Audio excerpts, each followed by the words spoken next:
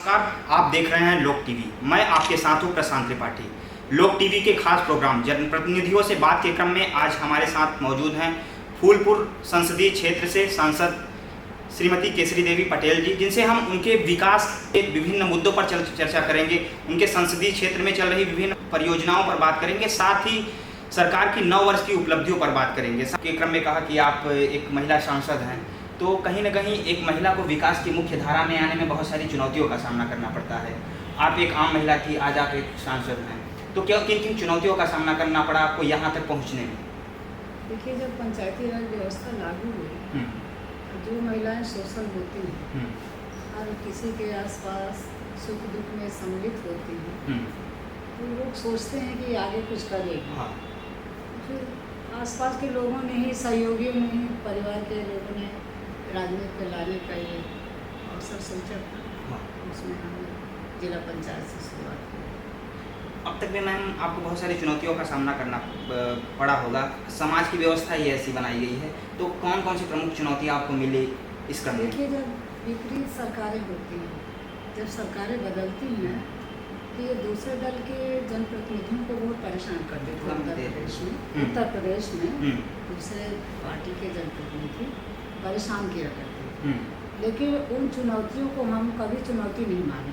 अच्छा। क्योंकि हमारे साथ जो हमारे मेंबर्स होते हैं, जैसे यहाँ पे 92 मेंबर्स रहे, कभी 77 रहे, तो अनुसार बदलते रहते थे, तो उनका होता है। मैम अगर हालिया घटनाओं की बात करें तो आपके व्यक्तिगत जीवन से लेकर के 50 लाख रुपए की फिरौती मांगी गई थी आपसे, और आपके पूरे परिवार को जान से मारने की धमकी दी गई थी, उसमें क्या सच्चाई है? ये आपको कैसे पता चला? उसको लेकर के आप कैसे देखते हैं? बात सच है। जब दुश्मन समझते हैं कि राजनीति जो इनसे आगे नहीं, क्या दुश्मन की पहचान की जा चुकी है? देखें, अब कुछ कहना नहीं चाहिए, मैं अपने मुंह से नहीं कहूँगी, जानते सभी जानते हैं। अच्छा। कि यहाँ के कुछ ऐसे गुंडे थे कि वो सोचते थे कि ये लोग राजनीति ना करें, क्योंकि ये लोग लड़ेंगे चुनाव तो फिर हमें दिक्कत होगी, उनको दिक्कत होगी, क्योंकि हमारी जाति समीकरण में भी इस क्षेत्र में काफ़ी बड़ी पैठ है। तो उन लोगों को यही दिक्कतें थी कि ये चुनाव में ना लड़े। मेरा बेटा विधायक का चुनाव लड़ता था। हाँ। विधायक रहा करछना से। हाँ। दीपक पटेल जो भी आए थे। हाँ। तो उन लोगों की, उनके भी बेटे लड़ते थे और एक स्वयं लड़ते थे, तो ये लोग सोचते थे कि ये चुनाव न लड़े, छोड़ के चले जाए, जिससे हमारी कोई रास्ता हमारा साफ रहे। तो इसके लिए लोगों ने कोशिश किया कई बार, लेकिन हम लोग उसे, लेकिन आप डरी नहीं उससे? कभी नहीं डरे, कोई प्रभाव नहीं। महिला सशक्तिकरण का वास्तविक उदाहरण यही है, सबसे बड़ा उदाहरण यही है कि हम लोग डरे नहीं। मैम अगर आपके संसदीय क्षेत्र में आ जाएं तो फूलपुर को लेकर के क्या प्रमुख विकास परियोजनाएं चल रही हैं? आपके स्तर से क्या चलाई जा रही हैं यहाँ पे विकास के लिए? देखिए, मेरे स्तर से और सरकार के, हमारी सरकार के स्तर से कोई अंतर नहीं है। सरकार का जब बल मिलता है तभी व्यक्ति विकास करता है जी। और हमारे लोकसभा में बहुत सारे काम हो रहे हैं, अनगिनत काम हो रहे हैं कि हम गिनाते जाएंगे वो चुकेंगे नहीं। प्रमुख कुछ काम गिना सकती हैं जो महत्वाकांक्षी? हाँ, मैं आपको गिना सकती हूँ। पहली बार तो गरीब कल्याण योजनाएं चल रही हैं पूरे देश में लगातार। लोगों को घर मिल रहा है, गैस मिल रहा है, उन्हें वृद्धा पेंशन, विधवा पेंशन, बहुत सारी योजनाएं सरकार के द्वारा चलाई जा रही योजनाएं जमीन स्तर पे आपके क्षेत्र में चल रही है पूरी तरह से। अच्छा। और मैं दूसरी बात बता दूं, मेरे लोकसभा में रिंग रोड बन रही है। अच्छा। 6 लेन, 4 लेन और 2 रेलवे के पुल बन रहे हैं, एक इधर झूसी और प्रयागराज और फाफामऊ और चित्रकूट जाने का। अच्छा। ये पुल बन रहे हैं गंगा के ऊपर, और उसके 2 मंजिला पुल होगा, एशिया महाद्वीप के जाने माने पुल माने जा रहे हैं। अच्छा। पहला पुल होगा जिसमें लिफ्ट, ये तो आपके फूलपुर के लिए बड़ी उपलब्धि है। हाँ, बहुत बड़ी उपलब्धि है। और हमारा जो अयोध्या से और चित्रकूट के लिए है ये सीधे, मतलब कनेक्टिविटी पे ध्यान दिया जा रहा है बहुत ज़्यादा। अगर कनेक्टिविटी होगी तभी देश ग्रोथ करेगा। ये कोई भी अगर आपके क्षेत्र में आना चाहता है आसानी से तभी आ पाएगा। और रेलवे का इतना बड़ा काम हुआ है कि रेलवे का जो सबसे बड़ा स्टेशन, जो पहले 100 मंजूर हुए थे देश में, अब 200 हो गए हैं, वो पहला प्रयागराज में। अच्छा। अभी नंबर 1 पर बनेगा सिविल लाइन्स की तरफ। और रोडवेज का सबसे बड़ा स्टेशन सिविल लाइन्स में बनेगा। अच्छा। जिनके काम शुरू हो गए। अच्छा। यहाँ पे वंदे भारत जैसे ट्रेन प्रयागराज से दिल्ली बहुत जल्दी, आज का पेपर आप पढ़े होंगे, हाँ, चलने वाली है। हाँ, और प्रयागराज से लखनऊ जो 2 घंटे में पहुंचेगी, और दिल्ली हमारी जो अभी 11-12 घंटे में हम पहुंचते हैं, उसमें हम 8 घंटे में वंदे भारत ट्रेन से दिल्ली पहुंचेंगे, और उसी दिन हमारा वहाँ जाने फ्लाइट लेने की आवश्यकता नहीं वापस होगी। नहीं, हाँ, 70 लाख आबादी है जिले की, तो लगभग तो यहाँ पे सवारियों का भी नहीं है। यहाँ रीवा सतना सीधी तक के लोग आते हाँ। हैं, इधर चित्रकूट प्रतापगढ़ कौशाम्बी सब यहीं से चढ़ते हैं। कनेक्टिविटी का ये हब है वो बहुत प्रयागराज। बड़ा हब है। अब अगर बात की जाए, क्योंकि सरकार भी इस समय बेरोजगारी को दूर करने के लिए, रोजगार को प्रोत्साहित करने के लिए सेंट्रल गवर्नमेंट भी और स्टेट गवर्नमेंट भी विशेष ध्यान दे रहे हैं। इसके अंतर्गत कई सारी योजनाएं भी चलाई गई। MSME के अंतर्गत लोन दिया जा रहा है, स्टार्टअप को प्रोत्साहन दिया जा रहा है, उनमें इंसेंटिव दिए जा रहे हैं।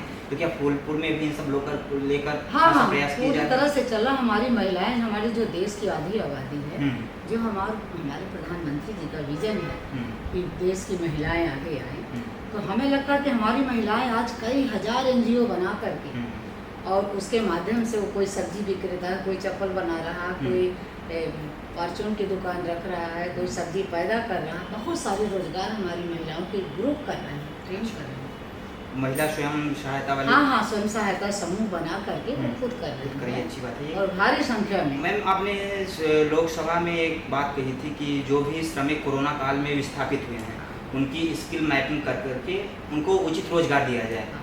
गवर्नमेंट उनको या तो पैसे की व्यवस्था करे, या जो जिस भी तरीके का उनके अनुरूप माहौल बनाया जाए। इसको लेकर के क्या फूलपुर में ठीक ठाक स्थिति हो गई देखिए, है? जब कोरोना जैसे महामारी आई तो हम्म। हमारी सरकार भोजन भी दी, हम्म, राशन भी दी, हम्म, और इनको जिनको आपने श्रम वाले लोगों को उनको 1000 रुपये भी देते। अच्छा, हाँ, तो सरकार ने हमें लगता है कोई कमी नहीं किया। सरकार भरपूर सुविधा दिया है कि किसी कोई भूखा न रहे हमारे देश में, और सबको भोजन, सबका साथ, सबका विकास, सबका विश्वास।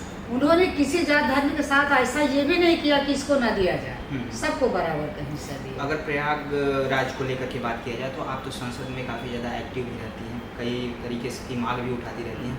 हालिया बयानों की बात की जाए तो आपने कहा कि प्रयागराज एयरपोर्ट को और उन्नत करके उसको इंटरनेशनल एयरपोर्ट बनाया जाए, इसकी कोशिश मुझे लगा। और अभी शायद आपने हाल ही 1-2 दिन पहले प्रयागराज में एक मीटिंग भी की उसको हाँ। लेकर के, तो क्या उसमें क्या किए जा रहे हैं इसमें? देखिए, पहले मैं एक बात छूटी है, मैं उसको बता दूँ। हम्म, जैसे हमारी मालगाड़ी पहले सवारी गाड़ियों की लाइनें से जाती थी, हमारी पूरे देश में डबल लाइनें, ट्रिपल लाइनें बन गई, और एक अलग से कॉरिडोर बन रहा है ट्रेन का, जो मालगाड़ी चलेगी और कृषि वालों का वो चलेगा। और अब एयरपोर्ट पर आते हैं, जैसे हमारे देश के प्रधानमंत्री जी का विजन था कि हवाई चप्पल पहनकर चलने वाला व्यक्ति भी हवाई जहाज से यात्रा करेगा। आज प्रयागराज में 14 फ्लाइटें लगभग चल रही हैं, और 6 की हम लोगों ने प्रस्तावना बनाई है।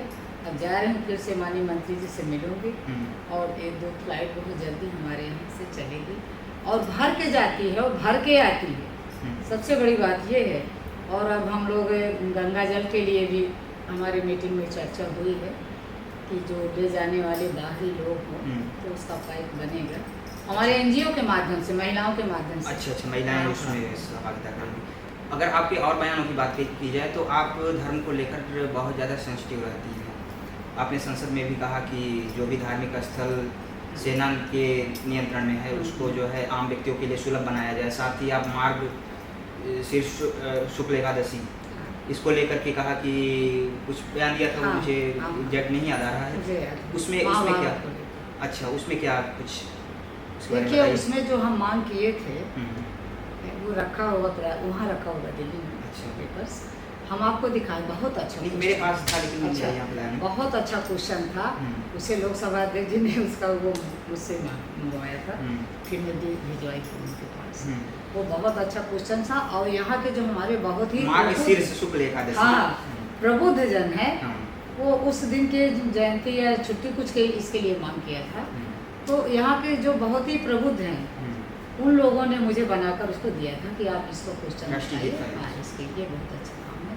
अच्छा, मेरा ये क्षेत्र बहुत धार्मिक है। हाँ, बिल्कुल। यहाँ 400 साल पुराने मंदिर हैं, और क्षेत्र में यहाँ पे तो हमें लगता है सबसे ज्यादा यूपी में यहीं पे मंदिर होंगे। क्योंकि ये पूरा क्षेत्र फूलपुर लोकसभा है, जहाँ आप बैठे हैं ये भी फूलपुर है, और पूरा मुक्ति थाने कौशाम्बी से यहाँ लेकर दारागंज साइड सब पूरा मेरा है। दारागंज क्या, हमारा शहर उत्तरी तो पूरी तरह से वो वहाँ पे धार्मिक स्थान है और बेड़ी माधव मंदिर लगभग 400 साल पुराना है इसी तरह हमारे यहाँ, और उसका जीर्णोद्धार करने के लिए भी सरकार रोकी। इस तरह हमारे प्रधानमंत्री जी अन्य जगहों पर मथुरा, काशी, ऐसे प्रयागराज में भी आप चाहती हैं कि हो? नहीं, हो रहा है। अच्छा, हो रहा है इसमें। मंजूर हो अगर रहा है। मैम उत्तर प्रदेश गवर्नमेंट की बात की जाए तो मुख्यमंत्री योगी आदित्यनाथ जी ने निर्देश दिया था कि ब्लॉक लेवल पे मिनी स्टेडियम बनाए जाएंगे, ओपन जिम की व्यवस्था की जाएगी हाँ। गाँव में, और तमाम खेल के विभिन्न माहौल तैयार किया जाएगा जिससे युवा आगे बढ़ सके और हाँ। खेल के क्षेत्र में भी देश का नाम रोशन हाँ। कर सके। तो इसको लेकर के आप क्या तैयारियां कर रही हैं? पूरी तरह से हम लोग तैयार हैं और तैयारी हो चुकी है। अब कहीं भी कोई कमी नहीं है। अभी हमारे मुख्यमंत्री जी ने 2 लड़कियां जो मेरे संसदीय क्षेत्र की हैं, उन दोनों लड़कियों को वो दिया है, नौकरी दिया है। अच्छा। दरोगा स्तर की, और इसी खेल के लिए, खेल में वो प्रोत्साहन मिलेगा और प्रोत्साहन युवा आएंगे आगे खेल। कई बच्चियां हमारी रेलवे में हुई हैं यहीं पे। तो हमें लगता है कि सरकार हमारी जगह जगह जिम और स्टेडियम हम लोग जितना मांग करते हैं सब लगातार क्षेत्र में विकास से। अगर यूसीसी की बात की जाए, क्योंकि वर्तमान समय में सबसे ज़्यादा सुर्खियों में बना हुआ है, आपकी पार्टी ने विभिन्न प्लेटफॉर्म के माध्यम से आम लोगों से भी उस पर राय जानने का प्रयास की, आप इसके बारे में क्या कहेंगे? देखिए, इसके बारे में जो सरकार तय कर रही है वो सही है। एक देश एक विधान होना हाँ, चाहिए। हाँ, तमाम पार्टियां उसका विरोध भी कर रही हैं वो वोट के चक्कर में लोग विरोध और करते तमाम हैं। पार्टियां आपके साथ भी आ रही हैं। देखिए, बल भी जो- मिल रहा है तो एक हाँ, तरफ से विरोध भी हो रहा है। जिनको देश की चिंता नहीं है वो अपनी चिंता करते हैं, हाँ। और सरकार को हमारे देश की चिंता है तो वो अपना काम सरकार को लाना चाहिए। हाँ, ओके, जो सरकार करे वो सही तो है। कब तक हम ये माने कि आ सकता है यूसीसी? देखिए, मेरी बात नहीं है अकेले, जब सरकार तय करेगी। अब चल रहे हैं लोकसभा, आप लोग रहेंगे देखेंगे। अच्छा, अगर बात की जाए 9 वर्ष की उपलब्धियों का महोत्सव मना रही है आपकी पार्टी, तो क्या उस महोत्सव में आम व्यक्ति भी शामिल है, प्रयागराज के सभी लोग शामिल हैं? क्योंकि आम व्यक्ति तभी किसी भी महोत्सव में किसी भी कार्यक्रम में शामिल होता है जब उसको उससे लाभ मिला होता है। तो आपको ऐसा दिख रहा है कि प्रयागराज का आम व्यक्ति भी आपके महोत्सव में शामिल हो रहा है? हाँ। देखिए, अभी देश के प्रधानमंत्री जी अब बहुत बड़ा नाम है, हाँ। समझ लीजिए जन जन में, और हम जिस क्षेत्र में जाते हैं ना घर घर, वहाँ आम जनता भी निकल लेती है मोदी जी को मिस कॉल करने की। अच्छा। हमें, हाँ, मेरे क्षेत्र की ये स्थिति है। मैं जो भी डोर हाँ, to door door to campaign door। चल रहा है उसमें हाँ, सब लोग और घर से निकलते चले जाते हैं, जुड़ते चले जाते हैं मोदी जी को मिस कॉल करने के लिए। 90 90 90 20 मतलब आने वाला चुनाव और सरल होने हाँ वाला है। हाँ, चुनौतियां कम होंगी। आज किसी की ऐसी ताकत है नहीं देश में जो देश के प्रधानमंत्री नरेंद्र मोदी जी से अच्छा टक्कर मैम, आप विपक्षी एकता को कैसे देखती हैं? क्योंकि विपक्ष एकजुट हो रहा है, साथ में आपके भी पार्टी में कई पार्टियां शामिल हो रही हैं। देखिए, पिछली बार भी लोग एकत्र होकर लड़े थे। मेरे यहाँ लेकिन मैं वो चुनाव वो लड़े लोग थे। बोल रहे हैं कि आपको आपकी पार्टी को हराने के लिए हम चुनाव लड़ रहे कुछ हैं, नहीं कर जीतने की पाए। बात वो लोग कर ही नहीं रहे हैं। कुछ नहीं कर पाए, कुछ नहीं कर पाए, लेकिन मोदी जी को